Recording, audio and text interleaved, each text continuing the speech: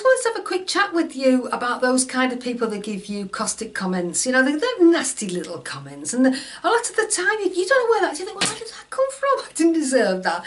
And people get very upset by them, and it's very often that you go straight to being upset and you can't give them the answer back. But I want you to, for a minute, just have a think. What is it about them that they have to do that? You know, because if you're feeling really happy, you want to say nice things, don't you? Just think about it. You know, if you all of a sudden you're told you've got some extra money, you go to your bank, there's an extra £1,000 there. You think, oh, it's rather good. You know, you feel really good about it. If your £1,000 gone, then you're going to feel really bad. And so, if you're feeling really happy, you want to do things and say things that are happy. So if they're always saying these caustic comments, and very often these are people that we've got in our life that we have to spend time with. If they're always giving you these caustic comments, they've got the negative energy.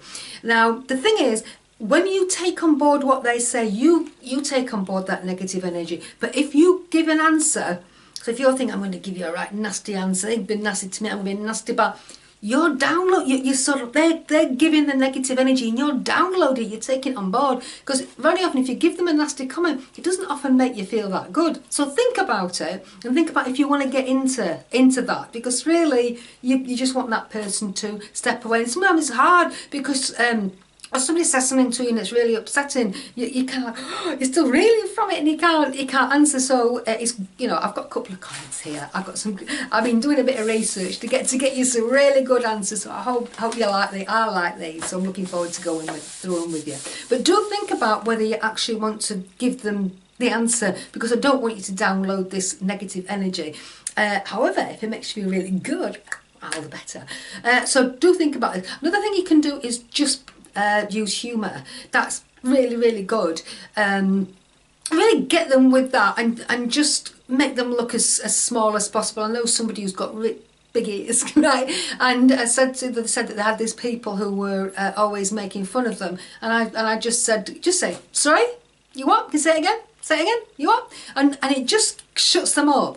And it's just using humour, and you're not downloading any of their negative energy, actually making them look quite small.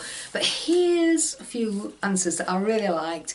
It's really lovely meeting you, just for the relief when you go. Stupidity isn't illegal, so you're free to go. Bad language here, sorry about this, but I loved it, so I wanted to share it with you. So it's, if I wanted to hear from an arsehole, I'd fart. Just love that one, sorry. And here, you have the rest of your life to be a dickhead. Take today off. Do you recall me asking for your opinion? No, me neither. One day you'll go far. Can you make it today, please, and just don't come back? Sometimes it's better to shut up and look like an idiot rather than opening your mouth and proving it. If anyone advises you to be yourself, ignore it.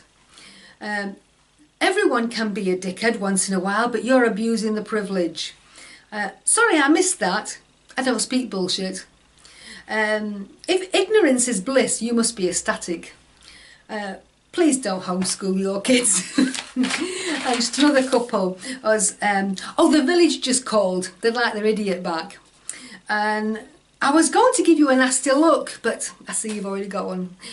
So I love researching these out. Just have a couple of them, just remember them, and just comes back out with that, because it's better if you can actually respond to what they're saying, really turn it on them. But sometimes if you just can't, if you just got one or two of them, and just lace that out and practice it, right? Do practice it. Don't wait for it to happen. Practice it so you're ready and you're sharp.